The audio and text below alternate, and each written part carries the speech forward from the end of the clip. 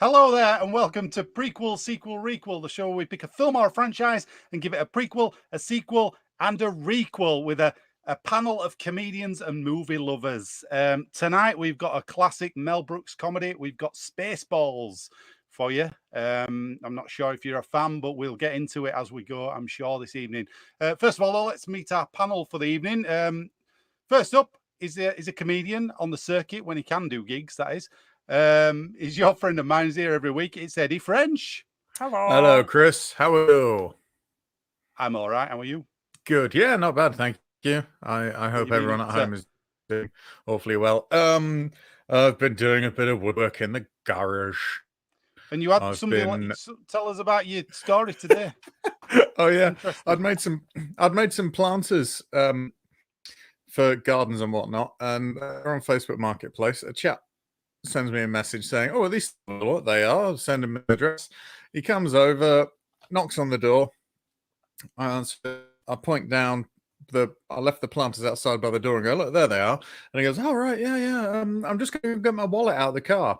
Just never came back. So an hour later, I sent him a message on Messenger and said, "You still interested in the planters?" He just blocks me. It's one of the people who goes around looking at people's planters with no intention to buy them. I've heard about them. I mean, it must be set up. I imagine I think it may be some sort of. I think he was probably a TikToker, and it was some sort of challenge. Right. Okay. I don't know what TikTok is really, so it might not be that, but he might be doing one of those challenges where you sort of go, "Oh, right, go around someone's house, say you want to buy something, and then leave." And I imagine someone had a little action camera on a stick, and they were just filming how long I stood outside waiting for him. They're like, "Oh my god, he's been there for a minute now." Ooh. Well, so, yeah, speaking of waiting to do something, we've got our next panelist coming in. You see that link there? You literally asked me for a story. I know, but yeah, good link. It was a good link. I've ruined it now though by talking about it too much. What can I say about our next panelist? She's here every week. She's a comedian. She's an actress, singer, dancer.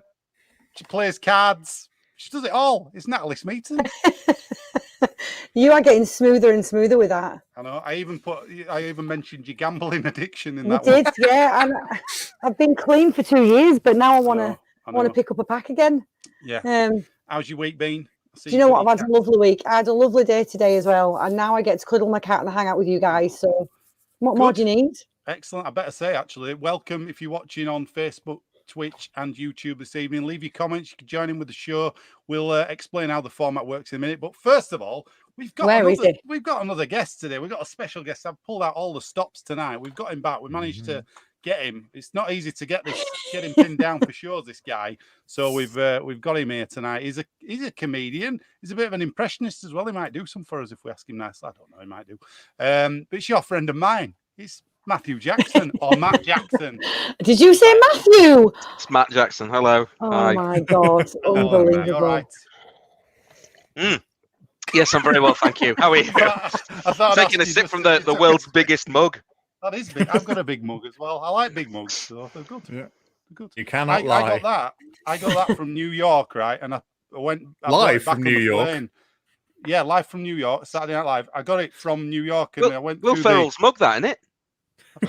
No, it's the original cast. There you go. The original cast mug. John Belushi. But I took it through customs and they scanned it and went, "What's in there?" And I went, "It's a giant mug." And they went, "All right." Well, like, what? This was after all the stuff that happened as well. There should have been more tight security. Anyway, it doesn't matter. But perhaps in your accent, a giant mug means they just went, "He doesn't speak English. We'll just let him go." It's probably and to be honest, surely they would be more worried about what you're hiding in your massive hair than what you're hiding in your mug. Yeah. And I had a collection of DVDs I bought all like that. There were DVDs back then. None of this Blu-ray. Anyway. It's not even Blu-ray now, is it? No, it's not. You dinosaur. Region 1, they called it. And I went, what? You could never play Region 1. Up, left, select and start. You get to crack the region from 2 to 1. I used to have one of those. Nice. Big T Moore, hello. Thank you for watching. Hello, Big T. Thank you. There's other people watching as well, but leave a comment if you want to join in. We'll get on with the show, though. Let's do this. So, if you've not seen the show before, what happens is we've got the film tonight, Spaceballs, what Mr. Matt Jackson picked as our guest this evening. The guest. Yeah, sorry, everyone. No, it's great. I love it. I loved watching it again. So these guys are going to pitch a prequel, a sequel, and a requel. They get a minute to do it, or a minute or so. I won't be too strict on that. And then the other people get to ask them a question to put them on the spot, one question each. Then after each round, we vote on the winner of the round. Okay, we'll explain it more as we go along. It sounds complicated. But first of all, I'm going to read you the DVD box back in the day of Spaceballs. I found this on the internet. This is how they sold the film back in the day. It's quite a long one tonight because I wrote out 2 bits when I shouldn't have done. Anyway, here we go. May the farce be with you in this hysterically funny space oddity created by comic genius Mel Brooks that will send you into hyperspace with fits of laughter.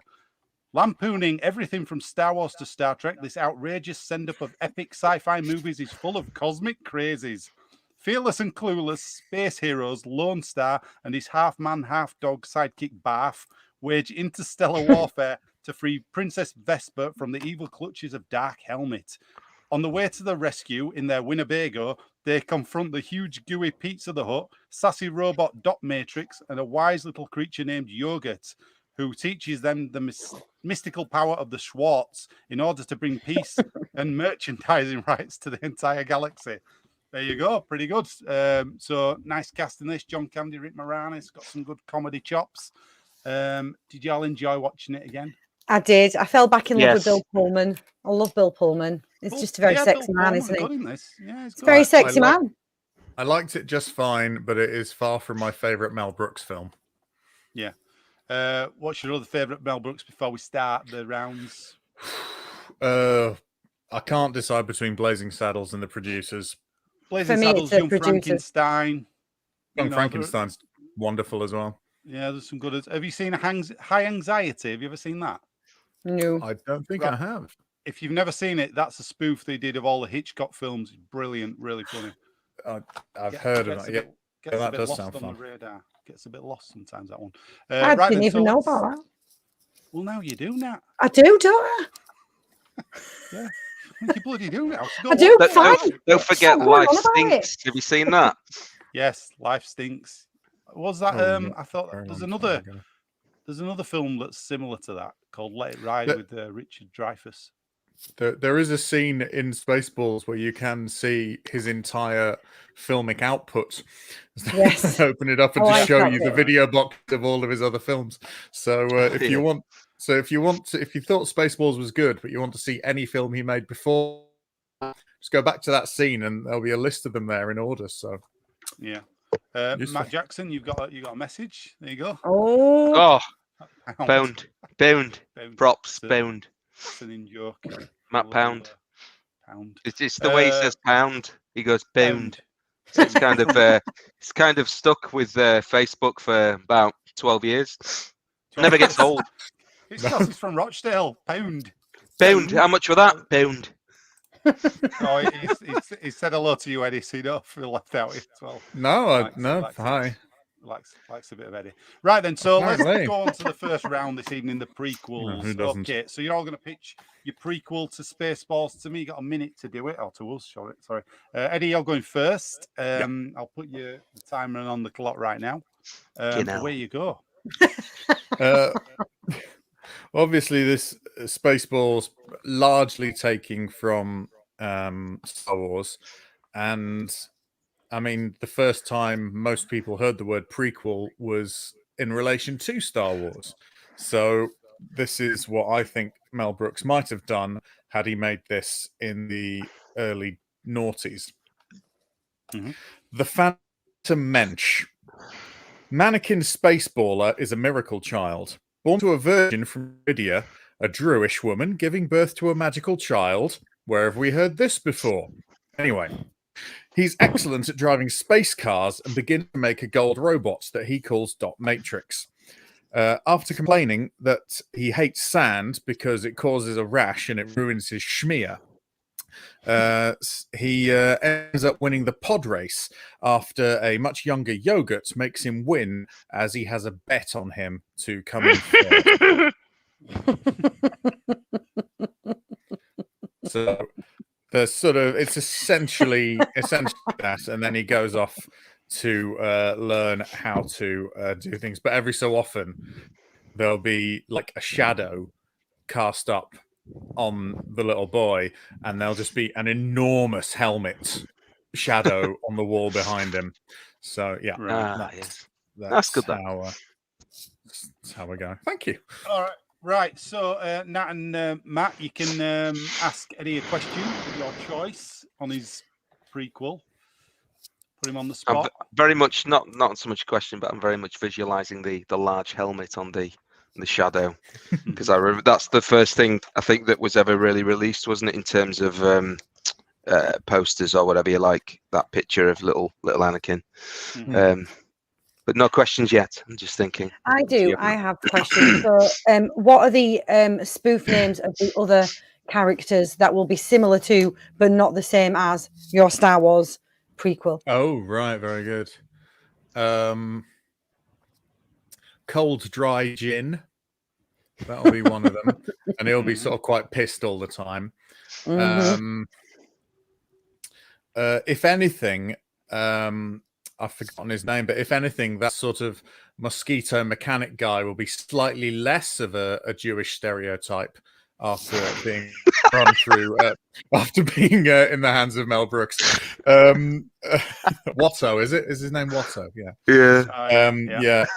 I think I imagine that. Let me think. Padme Amidala would be Pad Thai Amidala. She'd sort of constantly be eating like Thai food. It's all very clever stuff. Is that the sort of thing you were after? That's exactly what I was after. Thank you. And Yoda too, from the looks of it. All right. Have you got a question, Matt? You don't have to. I don't actually. It was going to be about the other character names and things, but whatever, Jackson. Yeah, he's making it up now. Right. It's not me doing that. That's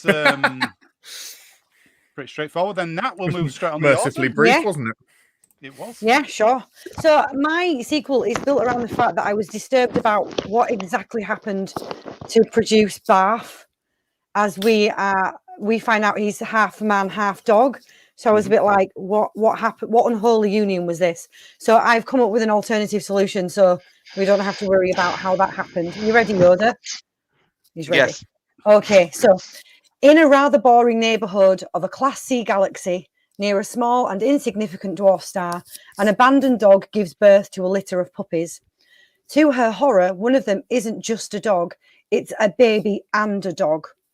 Horrified, she realizes that it must have happened at the lab of her old owner, Dr. Shinty Snapbuckle, her master, who was splatted against at least 7 walls, 2 cars, and a mobility scooter when his dangerous nuclear experiment went wrong. The thing is, the woman on the mobility scooter was also splattered, and their DNA, plus the evil chemicals, plus the nuclear power, must have combined to not only impregnate her with the man dog, but also to make her more intelligent than the average dog, so she could bring up her 2 puppies and her beloved Morg and make sure he became the proper man dog he could be. The end. All right. Yeah. Interesting. Okay. Yeah, I couldn't cope with the fact that Mel Brooks was essentially saying that I'm a dog and a woman or a dog and a man had shagged. I'm just throwing it out there. Yeah. All right. Eddie and Matt, you can ask a question to Nat if you want about her epic. Is Lone Star going to be? Is Lone Star going to be in this big budget? I think it would be quite nice if they accidentally. They like didn't realize, because I think that they obviously at some point must bump into each other in a seedy bar. That was my impression of these two. But wouldn't it be lovely if they ended up crossing paths more than once? So a couple of times they do cross paths as young children / puppies in the film, but they don't realize that they will eventually end up roaming space together. So like, I don't know, Morg is taking a shit around the back of the bike sheds and Lone Star comes and sticks up for him when the bullies like come and try push his face in it because he's a Morg, not a boy or a dog. and then they just go their separate ways again because Lone Star's quite cool, and then they just keep bumping into each other like that, and then eventually they become buddies and space bums and run the galaxy looking all handsome, which is what Bill Pullman just does naturally. That's good.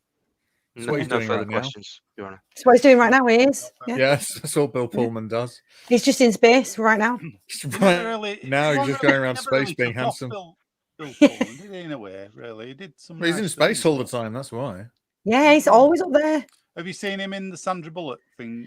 What were it called? While you were sleeping. Yeah, that's good. That's all right. That's all right. Any Love of you it. question? Nat?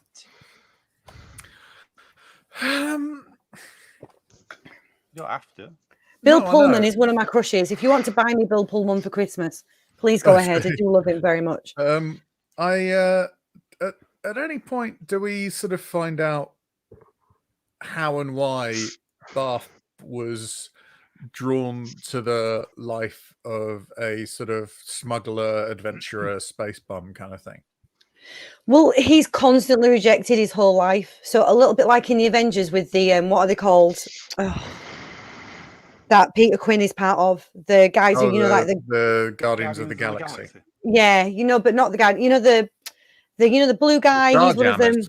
Thank you. Yeah. So like he's constantly rejected by both dogs and man because he doesn't fit in either species. So he just becomes like a bit of a drunken bum.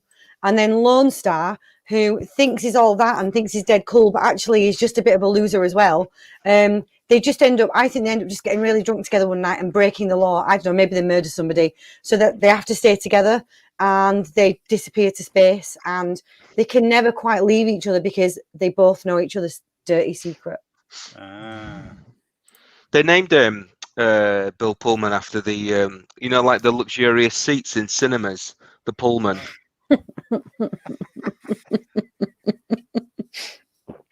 Yeah, Maybe they did. that's where Yeah. he was, Yeah. conceived. The Pullmans. was it a UK thing, Pullmans, or did they have? I don't know. You have to ask Bill Pullman. I don't know. Pullmans. I remember that. Yeah, Pullmans. Yes. With that ashtray in the side of it, Yeah. smoking in the cinema. How many seats and with the days. Pullmans did we have in Odeon 1 when we used to work there? Were there two rows, weren't there? I thought there were two. Yeah. Two rows, but then you could guarantee if the film was if the screening was empty, you could guarantee that anybody that went in would sit in those seats and have not paid for them. Yeah. Oh, dark times. They caused some right problems, didn't they? Them rows of seats. Those Pullmans.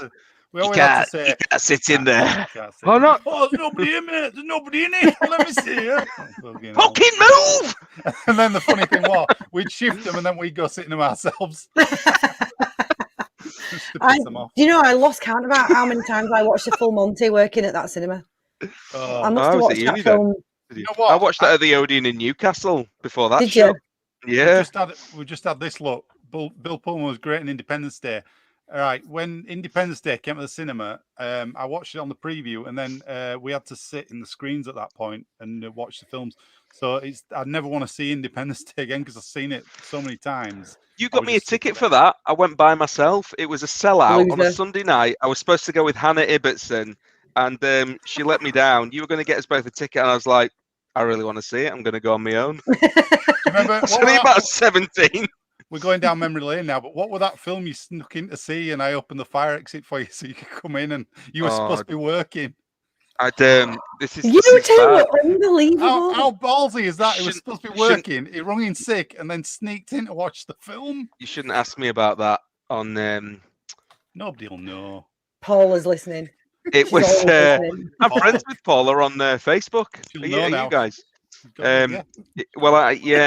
I rung in sick. It was a Sunday, and American Pie 2 had just come out, and I knew that Chris and a couple of others were going to see it, and I didn't want to be left out. So, and I didn't make a habit of this, I swear, but I rung in sick, and then Nick Spink opened the fire exit and let me in. The alarm went off, so Paula was on the hunt. So when I left, I legged it out of again the fire exit. And I hid in the doorway of William Hill across the road from the Odeon. And I peered out and I could see Paula. She was standing outside like this looking. And I just hid. And yeah, I mean, that was, yeah. Good times. Yeah, cool. Right, It was then. worth it. Good film. It was, yeah. What's next? The questions have been asked, aren't they, for that? So Yeah. that's fine. Right then. So, Max, your turn for your prequel, please. Okay. All right. So, hang on a second. I just get my notes up. So this is called Spaceballs President Scroob's Wonder Years. And this is essentially where President Scroob is in his, he's young, he's just finished school, he's graduated, and he then goes to college. And this is the first time he meets his roommates, who is Ron Helmet and Kevin Sanders. So obviously, as we later on know that they're Dark Helmet and Colonel Sanders. So they strike up an unlikely friendship. And just to say that obviously the college is on planet Spaceball, and that is where in the Spaceball movie they run out of air, don't they? Because President Scroob's like just saps it all. So really, it's just kind of like, talking of American Pie, it's kind of like an American Pie / Animal House / Porky's type film. Just antics of those three getting in bother. But President Scroob's character, obviously, he begins to get a liking for kind of the politics side of things, and he runs for college president. He gets nominated for college president, and then he gets a bit more higher status, and he just runs the college. And then from there, towards the end of the film, it kind of shows him sort of starting out as a high-ranking politician within Planet Spaceball itself. So kind of sets up really more. It's more like a backstory really for him. So rather than introducing, it was a bit different than introducing Lone Star and Barf. I thought, well, maybe do it with a young Mel Brooks. So yeah, that's what I got to. Cool. Okay. Eddie and Nat, you can ask Matt a question then on his prequel. Right, I've got one. So I would like to know, do we find out what policies he introduces that cause the upcoming oxygen shortage? Excuse the tale. It's a very good question. It's something I've not accounted for in my my plot line. No. I mean, it's a valid answer. You don't have to see that. That could happen off screen, Okay, yeah, fair enough. Yeah, sorry, Natalie.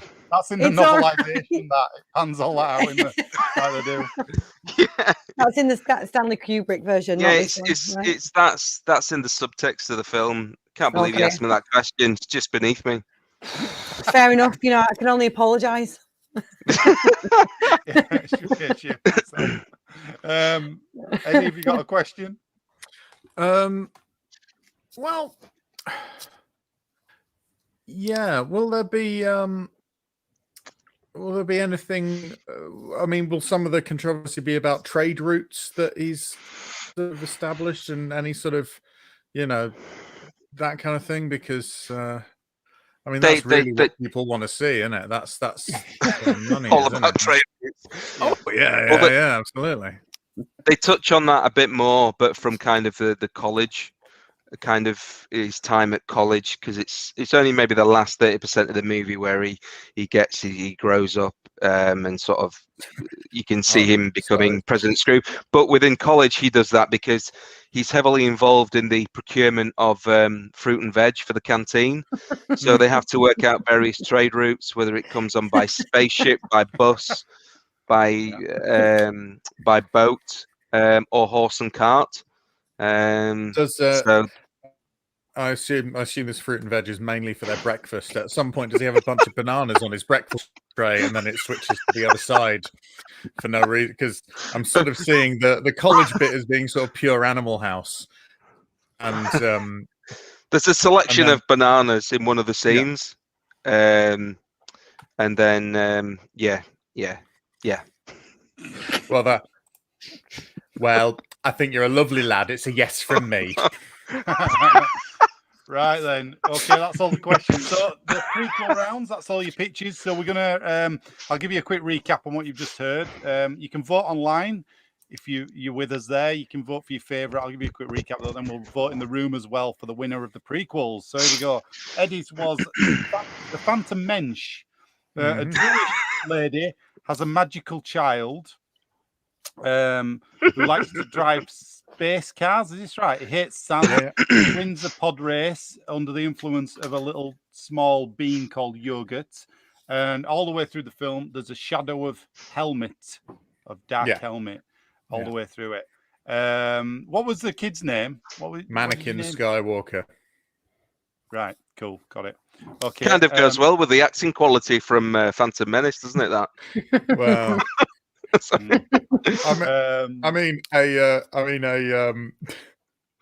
a boy was made to look very stupid by a director who should have done better, but which is a great shame, really. But not get the best out of him. Nats was all about Bath, really. It grows up on a Class C galaxy. There's a litter of puppies, but one of them is a baby and a dog cross. And it turns out, you find out there was an nuclear accident at a lab, where this lady and a load of stuff mixed together, all the DNA got mixed together, and this lady got impregnated. No, the dog got impregnated. Wait, where are you going with this, Chris? He's taking this in the gutter. It all mixed in, and you end up with Bath. And Lone Star's in it as well. They have a few adventures. There you go. Yes. That'll do. Matt's was Spaceballs, President Scrooge's Wonder Years. So he's at school, college, meets Ron Helmet, and did you say Kevin Sanders? Kevin Sanders. The college is on planet Spaceball. It's an Animal House / Porky's / American Pie mashup. He runs for college president, and that's where he gets into politics. Okay, that's all the pitches. So vote for your favourite online. We'll have a look at those in a minute. And we'll vote in the room. You get one vote each. You can't vote for your own. So, and I get a vote. I'm going to vote for Matt's. I like the idea of what bad people do when they're just sort of finding themselves at college, uni, and stuff, going around. Sith house, it's going to be fun. I'm gonna vote for Matt's as well, please. Yeah. I'm going to vote. I'm going to vote for Matt. Sorry, go on. I'm going to vote for Matt's as well. I'm going to vote for Eddie's, because I love that shadow of the helmet thing got me right there with that. That's good. I like that. But Nat's was good as well. They were all good. I was going to vote for Nat because of the kind of the John Candy thing there with the character. I'm actually going to go for Matt's because I like the idea of seeing them all at college. If you can get Rick Moranis and de-age him as well. Some good banter in there, wouldn't there? Yeah, it'd be good. Right then. Okay. So that's all our votes. So let's have a look on here. We've got Big T Moore, Mr. French and his massive helmet. Steady on. At your Steady service. on, Big T Moore. Oh, matron. Cheeky. Terry Shaw, she said, I have no idea. Oh, get on with it, Terry. Come on now. And then she did have an idea. Did have an idea. It took exactly. I can show you. Does it put the times up on here? It doesn't, does it? It took her 8:26 to 8:28. She had no idea. It took 2 minutes to vote. 2 minutes of agony before she realised. Yeah, that's quite fast, to be honest. Oh no! Austin Rigo, Eddie gets my vote. Oh, it's of course he does, Austin. Of course he does. Yeah, of course he does. He's made it get a room, guys. Tonight is Austin. I'm impressed. He usually comes on, says hello to Eddie, and goes. That's very nice. Yeah, no. Thank you. Right then. So that's. It looks like that might be the end of the votes. People are watching. They're not voting though. Maybe they don't want to show the names. That's fine. Let's tot it up then before we have any more votes. Oh, it's a close one. We're closing the votes. 5, 4, 3, 2, 1. Matt Jackson, you clicked 4 votes to Eddie's 3. Let's get it made, Mel. Let's get it made. And Nat got Mel. 0. Mel. All right. Don't Mel. me. Mel. Sorry. But it's all to play for tonight still. Don't forget. Shut up. Oh, he said it. We got sequels coming up right now. Don't miss about this show. Right then, so let's move on to the sequels. Nat, you going first this time? Okay. Yep. Here we go. Fire away whenever you're ready. I'm ready. Nice. Pizza the Hut might be dead, but his son, Stuffed of the Crust, is not. And he's out for revenge. So is Dark Helmet. Dark Helmet is furious because it took 2 years to get off the planet of the apes, and he was forced to serve his 8 masters for that whole time. The two get together and decide to destroy Lone Star and Princess Vespa, the space media's newest online sensations. They set up a fake film premiere for a film called Galaxy Fights and lure the ridiculously good-looking, exposure-hungry couple to the red carpet event. Once there, Dark Helmet and Son of the Crust ambush the couple and try to kill Lone Star and kidnap, then sell Vespa. Just when it looks like Dark Helmet is going to strike the killing blow, Dot Matrix and Barf crash the party, defeat Dark Helmet and Son of the Crust, and save the day. Then they both get together and live happily ever after because a dog man and a robot deserve love too. The end. Aww. That's nice. Right There you then. go. Questions? Any of Matt? Go for it. I've got a question. Nat, is this just a very quick rewrite of the Chewbacca C-3PO / fiction you forced me to read last year? I'm gonna say yeah because I've no idea what that is, but it sounds really cool. Yeah. Slash fiction. Was it that erotic novel? It's specific in that it takes heterosexual male characters and turns them into homosexual male characters. Interestingly enough, it was started mainly by female fans of the original series of Star Trek because it was originally Kirk / Spock fiction, or K/S, Well, I'll go with it. and then Yeah. just slash, because Yeah, they felt I'll go with that. It was too butch, so they made it less masculinity aggressive by homosexualizing it. Everybody's gay then. No. That's Was absolutely that a fine. question or was that just a ramble? I asked a question, and then Nat asked a question, and I answered her. Okay. Yeah. I just wanted to clear it up. Just wanted to clarify what it was. But you got a question, and that's fine. Matt, have you got a question? That's all we ask for these days.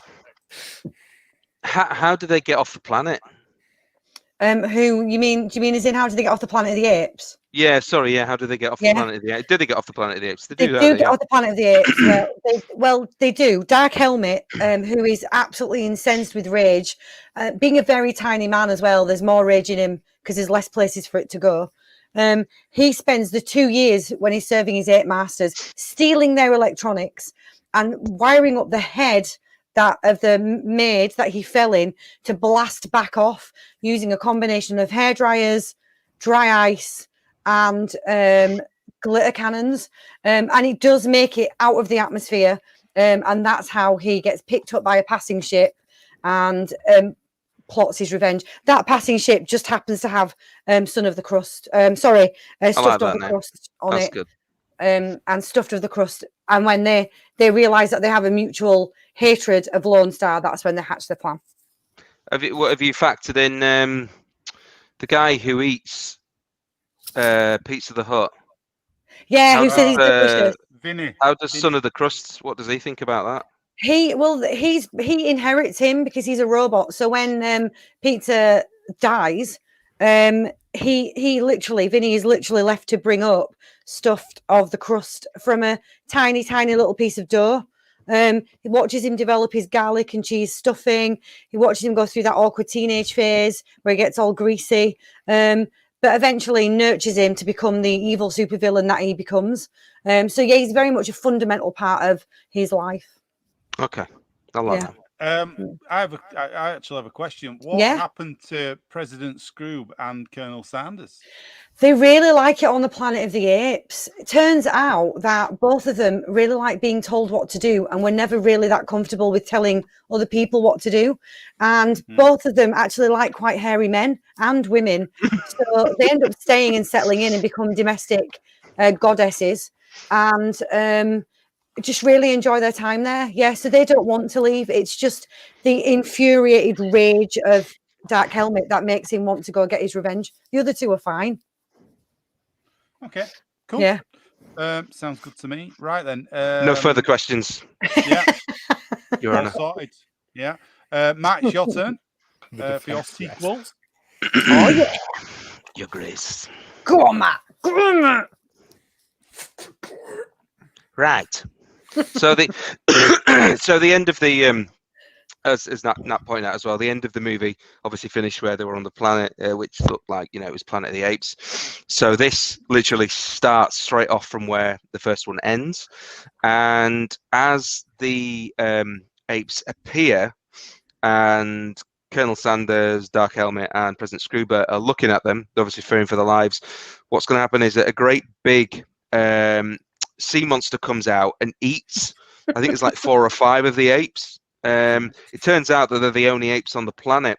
So Sanders, Scroob, and Helmet literally they just run free with the planet. But what they do is, after they're shocked by the events that they've just witnessed by the apes being eaten, they aimlessly walk along the beach, and then they see a spaceship just left.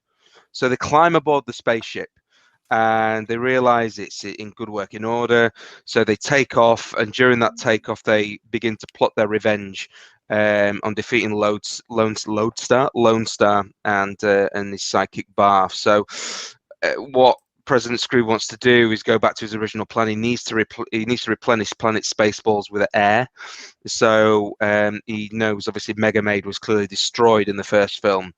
Obviously because he was trying to take the air from, I think it was Planet Druidy, wasn't it? So Mega Maid, they go back to Planet Spaceball, and they devise, just like a little bit of a touch on Return of the Jedi, they rebuild Mega Maid like they were rebuilding the Death Star. This time it's called Mega Maid the Full Suck Off, and that's essentially that's where it is, really, because it's going to be a trilogy of films. So that's interesting. So there we go. All right, cool. Questions from Nat and Eddie then? Go for it. If you've got a question.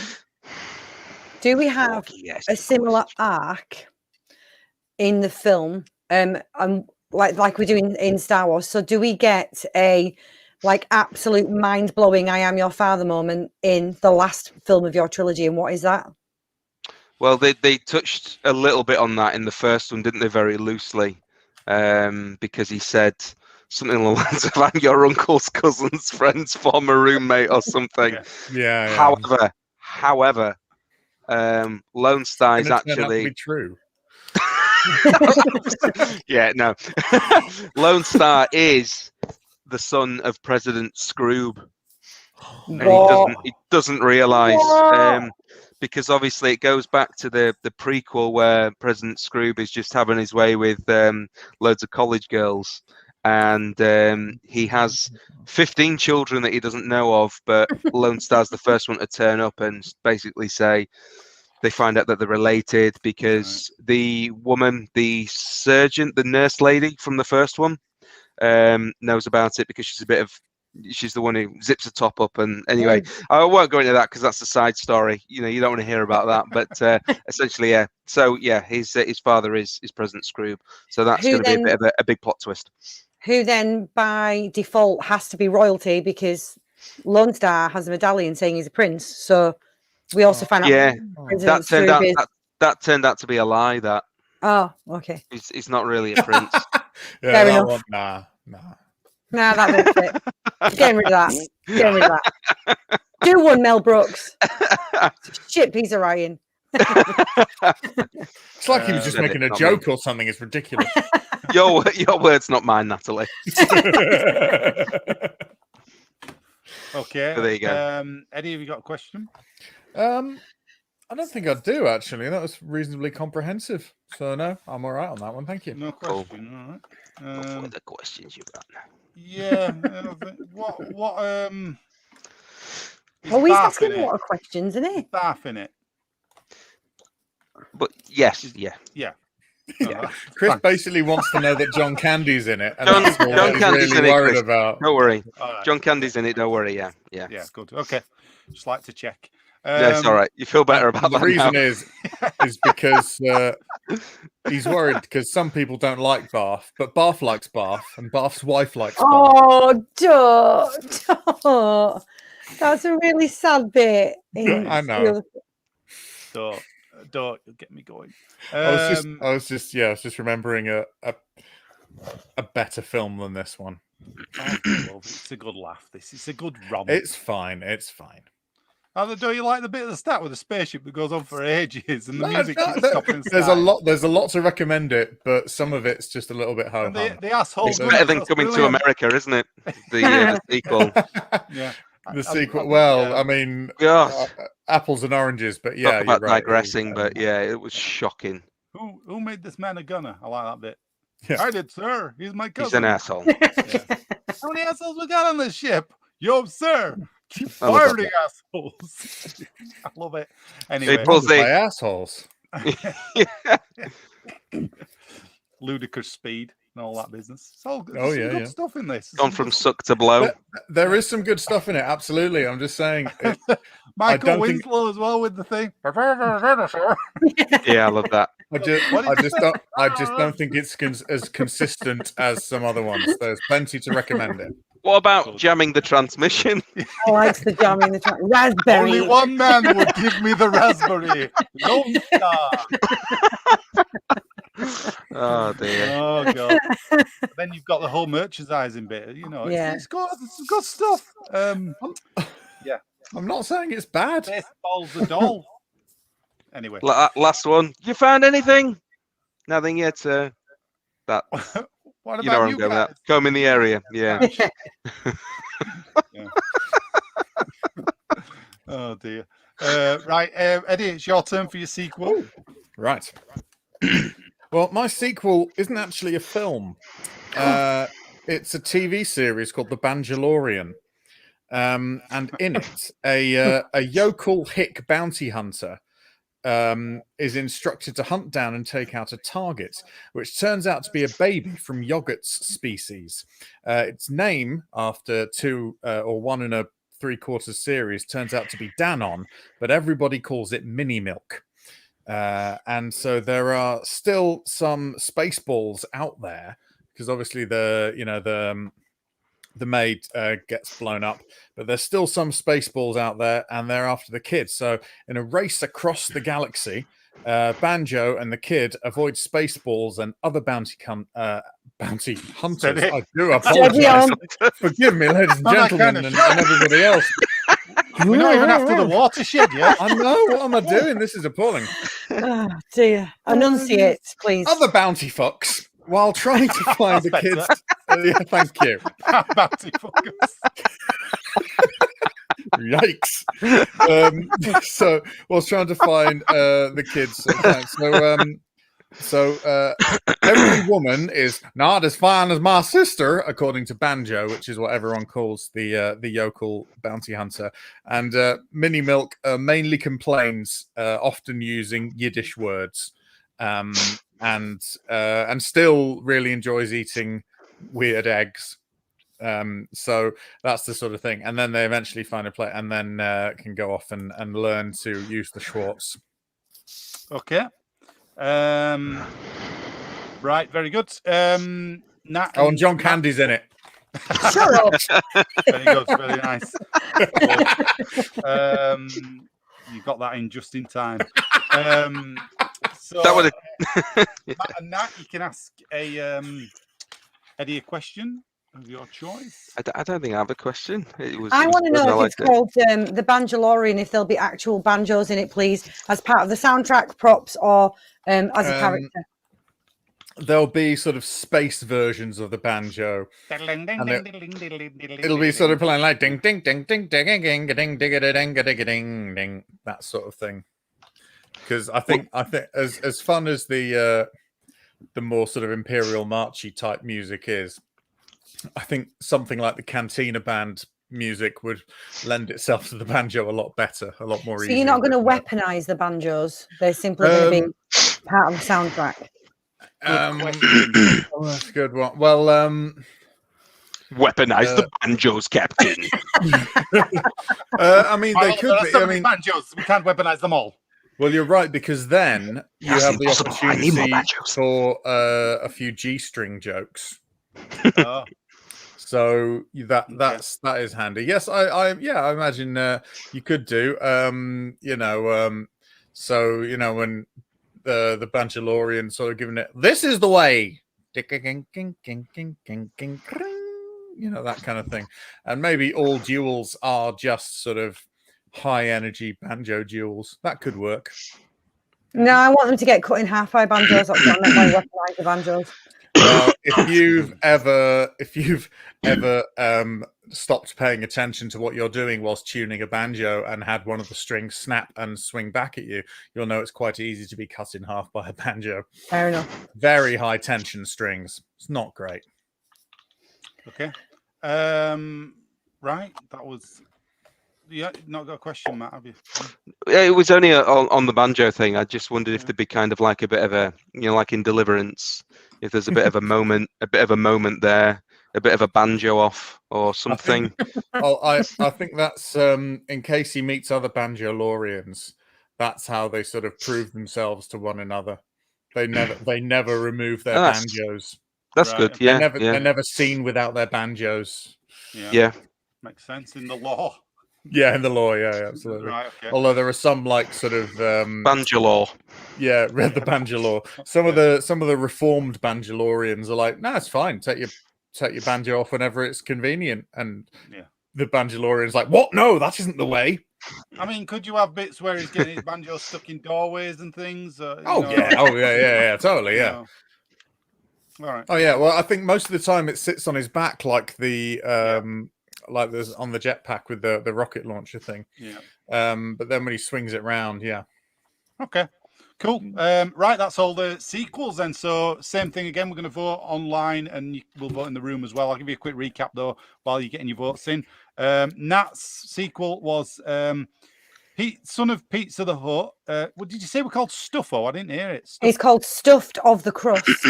Stuffed of the Crust, right? Yeah. And Dark Helmet decided to take revenge on Lone Star and the Princess by holding a red carpet premiere for a fake film. For a fake film. And what was the title of the fake film? The title of the fake film was Galaxy Fights instead of Star Wars. Galaxy Fights, good. Yeah. And then when Dark Helmet's about to, do the final blow on Lone Star, Dot Matrix and Barf nip in and defeat them and save the day, basically. Yeah. And then they live happily ever after. Yeah, they get together. Nice, happy ending there. Matt's was so it starts exactly as the last one finished on the Planet of the Apes. Yeah. A big sea monster eats the apes, gobbles them up. Which means the planet's free. There's nobody left on the planet. So all three of our guys, President Scrooge, Colonel Sanders, and Dark Helmet, find a spaceship that's been left there. They take off, and they have a revenge plot in mind. So that what they do, they rebuild Mega Maid, and it's called Mega Maid: The Full Suck Off. And then the that was the end of it, wasn't it? Pretty much. Or did something else happen there? No, that's it. Yep. Okay. Eddie's was the Banjolorian. So Banjo the bounty hunter is a hick bounty hunter, and he is going to protect baby yogurt, a baby of the yogurt species. It was called he found out after a series and a bit that it's called Danon or Mini Milk. There's some Spaceballs left in the galaxy, so they're all hunting it down throughout the episodes. And the little baby still eats weird eggs, and as the story progresses, it learns to use the swarts. Okay, right then, let's vote. I love a happy ending, so I'm voting for Nat. Oh, thank you. I'll go for Eddie's on this one. Thank you. Yeah, I mean, yeah, I'm struggling with this one. I've got. I don't know whether to be strict here on the rules. I mean, Eddie's is a TV show. And it's a movie show. This, I don't know. I mean, is it in the rule book? We've never had this happen. Have a look in the rule book. We've permitted. We've not got rules. I will put the case forward that we have permitted TV series and stuff like that for requels. Go on then. I'm going to vote for yours then. We'll have it. It's a new on rule that basis. You have to honour it, Chris. Yeah. New rule on prequel. Well, also, if you look at Firefly, that was a TV series which then had a film to wrap it up. So we've also had musicals on here before as well on the stage. So yeah, that's right. I'll vote for yours then. I like that. I'll vote for Eddie's as well, please. Okay. Thank you. Cool. Lovely. Right. Let's have a look. What we've got online. Big T More. Eddie with the guitars. Yeah, you've sweeped it here, Eddie. Swept. Terry, Eddie's as well. Comment picture.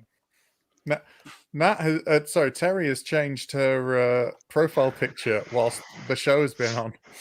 Yeah. She's bored. Clearly, yeah. She's just doing a bit of Facebook Figured out how admin. to do it, I think, because she literally changed the profile picture twice ever. So, Must before be really it was that boring. low- Then. Before it was that one. She goes, I know it's oh, still that's in that you. one. That's the new one. Right then, cool. Eddie, you've won that round. Woo! Oh, Well yeah. done. Right then, so going into the last round this evening, the Requels, it's still all to play for. I'll just remind you of the scores. Matt Jackson won the first round. Eddie French won the second. Will Nat win the third? Who knows? Who knows? Who can say? It's nail biting this evening. It's usually a clear case by this I'm point. going to So shit let's- myself. That's how excited I am. Oh, I have nice. done because I knew how exciting it would be. Right then. Oh, so exciting. I nearly dropped my mouse. Right then. Matt, you're going first this time for the Requels. All right then. So, Requel. This one is it's basically literally going to be Spaceballs remade like for like the original, but with a huge budget in obviously a lot more than the very first one. So unfortunately, Chris, I'm afraid John Candy cannot reprise the role of Barf. You have lost a vote right there, Jackson. That is it. Sorry- You have sorry, lost Chris. it. Let's hear him out. Let's hear him out. Might lose another one here when I tell him who's going to play his character. Kevin James. All right. Sorry. So I just thought, not that, I like Kevin James in King of Queens, and that's about it, to be honest. But I think he's got certainly some of the qualities he could bring to the Barf character that John Candy did. So that was my reason for that. This sort of pitch is more heavy on kind of the cast list, really, even though I've only going to tell you a couple more actors. So I thought about bringing Bill Pullman back, but then I thought he's going to be too old. So the natural choice for me would be to replace him with Harrison Ford.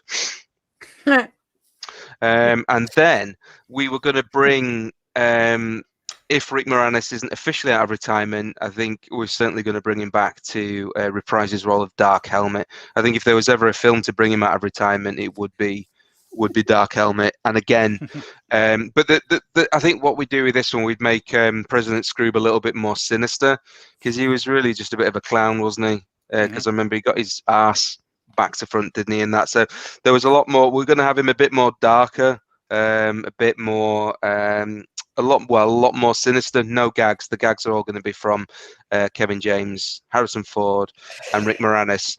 And with this President Scroob, he's going to be like a bit like Terminator. He's going to be a bit like that, but with Mel Brooks's voice, and the dialogue, the script is exactly the same. Right. Okay. Right. Okay. Right. Questions then, Eddie and Nat, go for it. Do you think that Harrison Ford will insist on being killed in this film? I hadn't planned on that. Because Harrison Ford has been in 3 more space films than he ever anticipated being. He was like, because by all accounts, Harrison Ford got to work first day of shooting A New Hope and went, "Can you kill me?" And just kept on begging for that ever since, and they eventually got round to it. In Return of the Jedi. I know. I don't want him to die, just in case we make another one, so he can, when he's about 103 years old, he can again reprise the role. So I hadn't planned on killing him off. I think you're going to keep him hostage as a character. Pretty much, yeah. I mean, hopefully he'll see that it's a big money movie, big budget, big payout. I think if the way it was done, I think if we were going to kill off his character, we'd probably replace him with the actor Sean Bean. He would be the natural choice. And literally, that was my killed. question. That was my question. If you're not going to kill Harrison, are you going to hire Sean Bean? Absolutely. Yeah. Yeah, and we'd get him to keep his kind of Yorkshire, his Sheffield accent would be it would just be spot on for the movie, really. Okay. Eddie, have you got a question? That was Eddie's I question. asked That my was question. Eddie's question. I The thought Harrison Nat's Ford question. one was. Oh, yeah. No, I jumped in and because my question was Sorry, going to be, right, yeah, would yeah, you put right. Sean Bean in it? Yeah. All right. Yeah. I've got a question then. Who would play Colonel Sanders? You've not cast him. I was thinking about that. It was a toss up between what's he called now? What's that guy's name? Only you can answer that, Matt.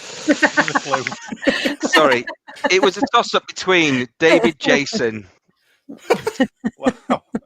and David Jason. David Jason, yeah, because he showed interest, and Nicholas Lyndhurst. Right. Okay. All right. Well, that's a good answer. Another Kevin James film. Have you seen Zookeeper? No. Film. You've told me about that one. That's actually really good. Really enjoyed it. Is it good? I hate him like that. Yeah. Yeah, it's good. And check it out. Zookeeper. Because you put it on and think, what's this shit? It was actually quite nice. Anyway, I like King of Queens, though. That's good as well. So Kevin James is all right. Have you seen, actually, here's a quick plug for Kevin James. Have you seen Kevin James's YouTube channel? No. It's really good. There's some really good sketches on there. He does this thing about a sound guy who's on the films and they've cut him in. Oh, I've seen a couple of clips of those. Yeah. It's really good. They're really well filmed as well. The budget on them must be amazing. It's really good. Anyway, but yeah. There we go. Kevin James. Tick. Right, there we are. Yeah, that was terrible. Yeah. Right then, Eddie, it's your turn for your requel. So reboot, remaster, whatever you're going to do. Cool. Well, I suppose for a requel, I'd sort of update it. So obviously the sort of the vibe and the feel would be sort of similar. But the main joke that I could tell in Spaceballs, because it gets mentioned 3 or 4 times, I think, is that Star Wars is famous for merchandise rather than any actual. The merchandise takes over as it being a cultural phenomena rather than a cinematic phenomena. So, looking at what Star Wars has become since Spaceballs was made, I imagine a remake would.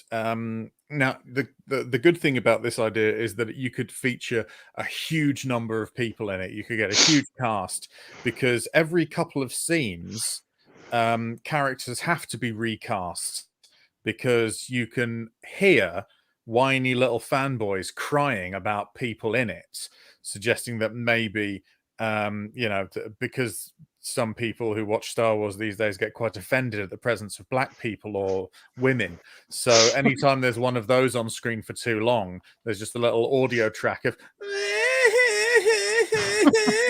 and then when it gets a bit too loud, they go, all right, sorry. And they take the actor out and put in a different actor. And with, oh, that is okay. And then after 2 minutes, the people who were crying about the original one went, I can't believe they replaced it. That's sacrilege. Oh, my child has been bombed in the face. And then they put them back and go, oh my God, they're spoiling it. I can't believe it. So it's going to be sort of loosely that over 90 minutes with funny bits of Yiddish slang in there. That's a different take. I'll give you that. On Well, it's a revolutionary idea, actually. It's a line. Yeah. So you've sort of got like what? Yeah, it's sort of it reacts. You get a different print of it, or like it's sort of a DVD or Blu-ray or whatever, and then it just goes to different chapters, filmed with different combinations of actors in, depending on how much they've ruined the franchise, according to some fucking virgins. Do you know what? I once had the idea. Why didn't they do this? Like, so take Star Wars, for example. Why didn't they just release all the footage they had of Star Wars, everything, on a memory stick or whatever they put it on, and send it out so people can download it and make their own cuts of the film, and sell the footage to them and just let them do their own versions? It ends so much like hassle and whining. People could sit there and watch their own cuts. Yeah. So send it. You can buy it off the shelf, like in a shop. You go in, and there's a hard drive with all the Star Wars footage on. You buy it and take it home, put it on your computer, and you're probably mentioning something that may well be involved in the future of film. Like, Do I your wouldn't be own- surprised if there was that kind of thing. It's like, you know, choose your own adventure, but it's make your own film. Mind you, Yeah. they did that with Black Mirror and the Kimmy Schmidt feature length, stuff like that on Netflix, where you can choose, you know, the way it goes. Oh, Was it yeah. Bandersnatch and the Yeah. Kimmy Schmidt film used those. So you might I mean, we've not be talked about it far- before on here, but the Planes, Trains and Automobiles, you know, this rumoured 4-hour cut in the vault. Just give us it Yeah. and we'll cut it Just ourselves. give us it. Give us it. Just give us it. Paramount. Come on. Oh, what are you doing, Paramount? Paramount. Stop being. My real dad would let me have it, Paramount. I mean, you know, there's all this Snyder cut and stuff at the moment, though. It's really interesting. Yeah, I know. Oh, they're giving us extra footage of a film that was shit, but they're keeping Planes, Trains, and Automobiles to themselves. What is this? I mean, yeah. Right then. Okay. Questions for Eddie then on his? Any questions? Nothing from me this time. I sort of made it question. I made it sort of question proof. Questionless. Yeah. Yeah, nothing from me. Let's try and think of somewhere. No, same. Yeah. How would they know which fanboys to listen to if they're crying? You know, because you're going to have loads of them. How would they? You are, select yeah. Well, that's the thing. It would be an unwatchable mess, and it would basically be trying to teach people that you don't actually want what you're asking for. The Right. things you're asking for, there's no. Be careful what you wish for. If Right. you wish for everything to be major fan service and to bend to every single whim of the so-called fan base, you're going to end up with something. You're going to end up with something either just kind of dull or seen before, or something so incomprehensibly mind-numbing, just so ridiculous that there's no point. So maybe just, you know, get what you're given and shut up. All right. Yes. I've got another question as well. Then. Oh my God, he's Right, full sure, of them but tonight. hey, I've got it. Yeah, but you didn't use your questions up. So That's I'm true, just yeah, putting yeah. you- putting No, you on we the didn't. spot. Right. What piece you mentioned merchandising, but then you kind of skirted away from that. So what merchandising, what would be the big hit toy of Spaceballs that everybody wanted that they couldn't get their hands on at Christmas? Oh, right. Interesting. Well, I read a thing on Wikipedia about how George Lucas agreed to all of this, that all of the sort of the piss taking stuff, as long as they didn't put out any merchandise, because he was worried that people would mistake the Spaceballs merchandise for Star Wars merchandise. Which I don't know whether someone's having a wind up on Wikipedia or not, but that's what I read. So there was no merchandise for Space. Presumably there were, you know, maybe you could get a poster or something. But I think the standout bit would probably it would be there'd be the yogurt mask, because you could wear that and then ET could come up and say hello to you. And I would probably think, well, I mean, you could go in with like Beats by Dre, because she's got the hair bun sort of Bluetooth head, you know, earphones. That'd be good. And I think it would be a dot matrix doll. And then when you pull the string in the back, Joan Rivers just says something really, really offensive about what you're wearing. I think that would be pretty good. All right, cool. Thank you for the answers there. Right, we've got one more Requel. Nat, it's your turn. Yeah, so I've gone in a very different direction. Because I mean, I did thoroughly enjoy it, and I hadn't watched it for a very, very long time, so I don't necessarily want to change the film. But if you absolutely force me to reboot it, I would like to see it written as a series of monologues by Alan Bennett. So, Program 1, it would be serialized over a number of weeks. Program 1 would be Dark Helmet. Then the second one would be Princess Vesper. The third one would be Lone Star, and then the fourth one. We would see it all come together, and we would see like the conflict and the fight and the conclusion of the whole thing. So yeah, I want a very gentle Yorkshire writer to revisit this and change it into some Julie Walters worthy monologue. Acorn Antiques. Yes, Miss Babs. So, It's right, okay. So is that the end of your pitch? That's it. Yeah, that's what I want to see. I want Alan Bennett to rewrite it, please.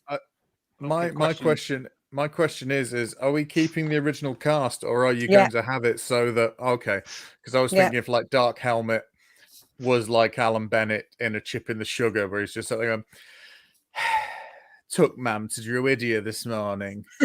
She didn't enjoy it. She can't stomach the food. I'm secretly gay. That was the subtext of my whole monologue. Because like Julie Walters as Princess of Esper and stuff, like her big chance, that would be kind of cool.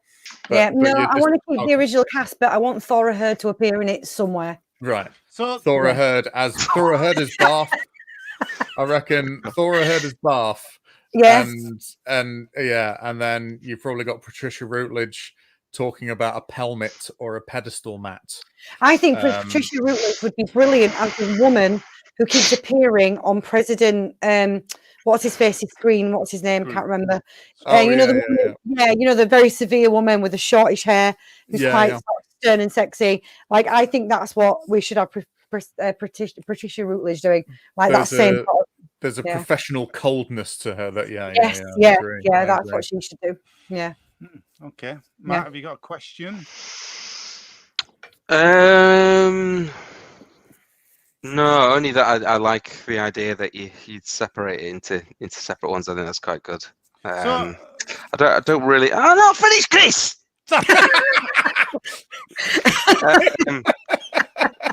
I finished. It's all right. No, if you've not finished, keep going. Finished. I'm done. It's fine. It's good. It's good. It's all good, baby. Right. I can't remember what I'm going to say now. Right, hang on. Let me get this straight. I want to clarify this with you. Clarify. Right, the monologues are by the characters, not Alan Bennett. Yes, you've seen. You've seen Alan Bennett. The style of Alan Bennett. Yeah, right. He's going to write them, but you've seen like the Julie Walters one that he did, right? And the Thora Hird one and things like that. So he's going to write them. Can we have a bit of the Dark Helmet one just so we can get an idea of how it would go, please? You want to have a bit of Dark Helmets? Yeah, I don't quite grasp what you mean without hearing it. Can anyone do a Rick Moranis impression? No, it's your pitch, Nat. You should have. I wouldn't know how to do that, but I think the closest I could probably think that it would come to would be like the Chip in the Sugar, with him, because I think we can all admit that he is secretly gay. It would probably be a bit like a David Sedaris book or something like that. No idea what that means. All right, maybe it won't be. Who knows? I'm not going to hide the facts of all the lies. David Sedaris. Amy Sedaris' brother? No? Okay. You overestimate our knowledge, Commander. He's an American writer. He's very humorist. Funny. Yes, he's an American humorist. Yeah. He's very good. Anyway. Nice. I recognise him, Eddie. I do know who you mean. Mark Twain. Yes. The only American writer, humorist. I only know Mark Twain, sorry. Right then, okay, let's do this. Right, it's time to vote for the Requel. If you watch online, you can vote in a sec. Well, you can vote now if you've made your choice, but I'll give you a quick recap anyway. Matt's was Spaceballs. It's exactly the same. Huge budget this time. Just recasting. Massive budget. You said it's all about recasting. You said huge. It's all about recasting. I wrote huge in my notes, so you must have said it. It was huge. Kevin James Massive. is going to be Barf this time. Harrison Ford's going to be Lone Star. Rick Moranis is back as Dark Helmet, the film to bring him back. President Scrooge is going to be more sinister, though, this time with the Terminator-like quality to him. It's going to be made out of metal. Made out of metal, voiced by Mel Brooks again. All the gags are the same. It's just recast. Everything recast. Right, cool. Easy. I can't ask now. It's too late. I'm going to ask someone else. No more questions. Can't ask more questions. He's got away with that one. I was going to ask who we're going to play yogurt, but it doesn't matter now. Can't do it. Mel Brooks. Mel Brooks. All right. Eddie's was an update. every couple of scenes, the cast will be recast because of crying fanboys that are in the film. So you'll get 2 minutes do of like the that. film and you'll hear some fanboys going, recast. And then they get recast. So it's a constant recast, which in turn will give you loads of action figures and merchandise and all that. Merchandising. Exactly where the real money of the movie's Merchandising. made, as we found out. Nats it's basically monologues written by Alan Bennett for each of the characters in turn. We got Dark Helmet, Lone Star, Princess Vesper, Bath, all of them, all the gang. Yeah, okay. Thora Thora Heard. Don't forget Thora Heard. Oh, Thora Birch. Thora Birch. Thora Birch. Not on the Two ice. Thoras. Let's get voting. So vote in the comments. We'll vote ourselves in the room as well. Nat. Yeah, I vote Nat for this one too. Thank you. Thank you very much. I'm stuck. I think I'm going to go just because I like to hear the sound of fanboys crying. I'm going to go for Eddie. Do you know what? I'm going to vote for Matt's because I don't mind it. I don't mind Kevin James, and actually, I'd love to see Harrison Ford in a comedy because he don't really do them much. And apparently, Indiana Jones and the Kingdom of the Crystal Skull. Yeah, hilarious. You're right. That just made me cry, to be honest. They should do a recut of that with after every line. Should do that. I'll put an edit together where there's just a laughing studio audience. That'd be great. But no, apparently Harrison Ford, though, Mark Hamill once said in an interview that he's a real funny guy off the camera and behind the scenes. So yeah, he's done a couple of comedies. Have you ever seen? Actually, did a comedy with Gene Wilder, like a Western thing. No, did he? I was just thinking about how I rarely crack a smile when I'm watching Witness, but it's hilarious. Witness. What's the funny bit with the men and the silly house they make? Yeah. Right, let's have a look on the. Oh, we got Big Timor wanted Spaceballs flamethrower. Oh, Jackson's gone. Matt's gone. He's out of here. He's gone. I assume me making fun of the way the Amish build buildings just defended him, and he just like just crashed out. Hopefully just coming back to the flamethrower thing. I thank you, Big Timor, and you're absolutely right about the flamethrower. I also would like one of those. Yeah. Elbow cough. You all right, Matt? You disappeared then a minute. It literally just cut off. Oh. I had to refresh and back in. Don't worry, it's happened to me before as well. Start of a show once, mine just went down. It just went, just cut me out. Nat, didn't know I needed Alan Bennett Spaceballs in my life. Elbow cough. Elbow cough. Thank you. Another one for you. Oh, it's getting close. Not anymore. Nah. Oh, thanks, Terry. Not anymore. Not anymore. Right then. It's happened. Can't believe it. Right. There are no more votes. No more votes in. Any more votes? For any more votes? No. Right. Okay. It's one of those situations. Nat, you've won the round, which means all of you this evening have won a round. Oh, well done, chaps. Well done, chaps. What a lovely thing. Nice is that for tonight? I don't know if this is. It must have happened before on the history of the show. I think it's happened once before. I'm sure there's been once. I'd have to go, but right back through all 50 odd episodes and check. Do it tonight. Don't sleep now. Hang on, I'll do it now. Not that one.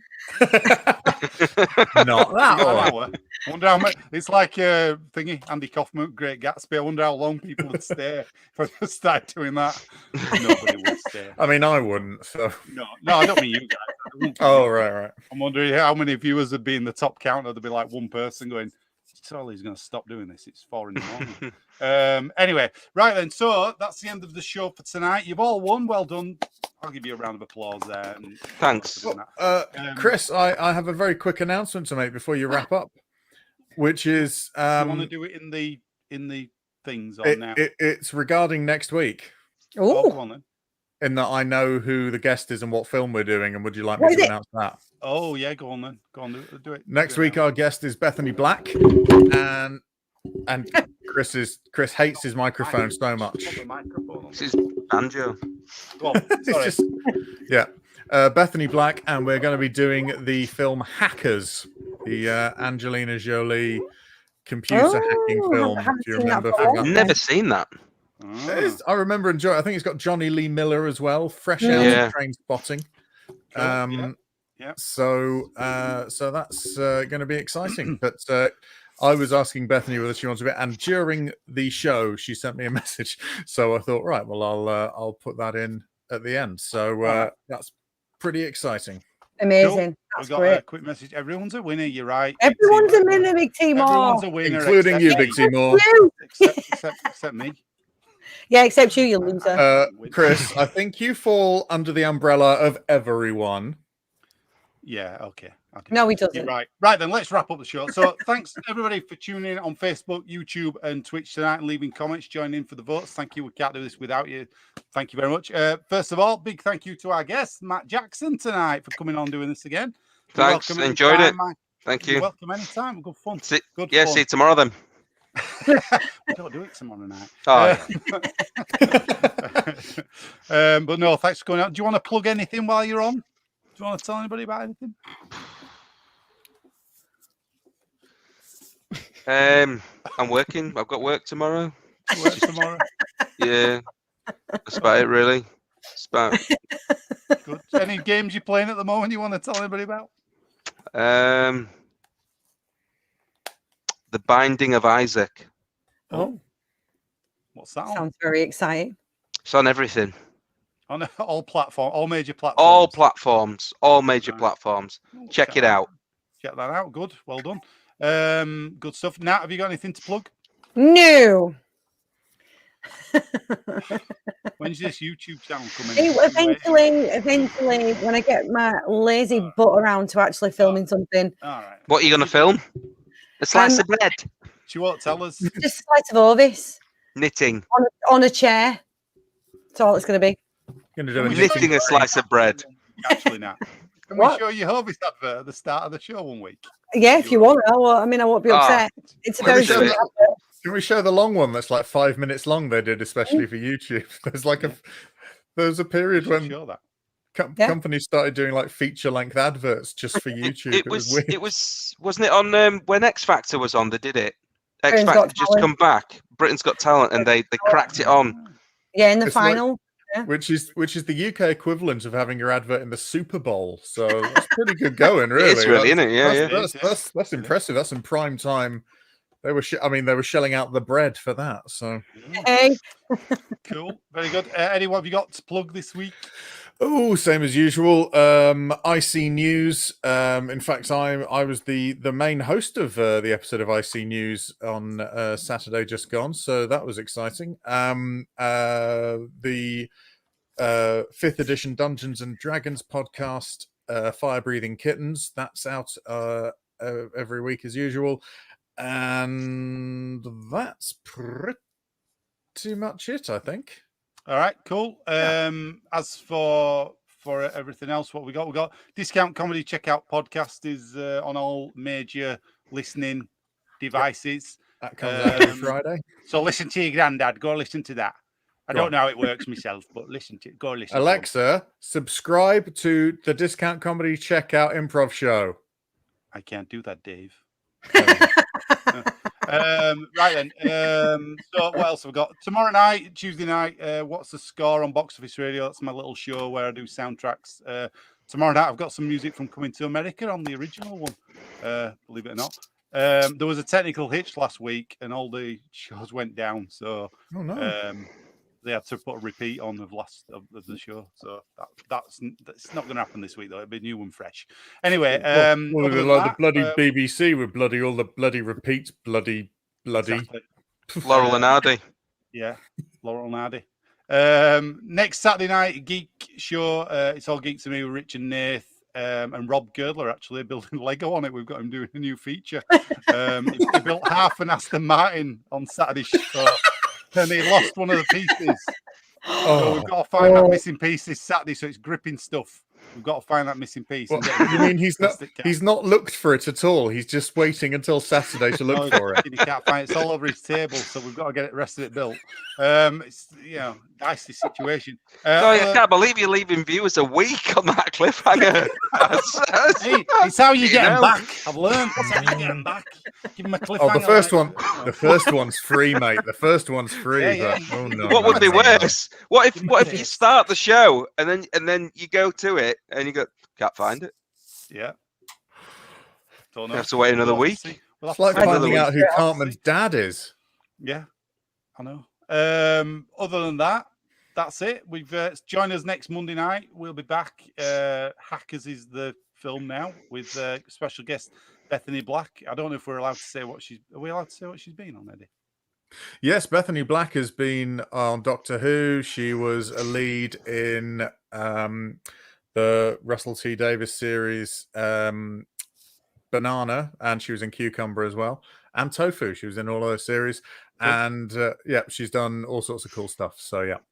Excellent. So that's next Monday night, 8 o'clock. We'll see you then. Thank you again for everybody joining. Thanks, Matt, for coming in. Thanks, No worries. Matt. Enjoyed it. Yeah, cheers, man. Thank you, everybody.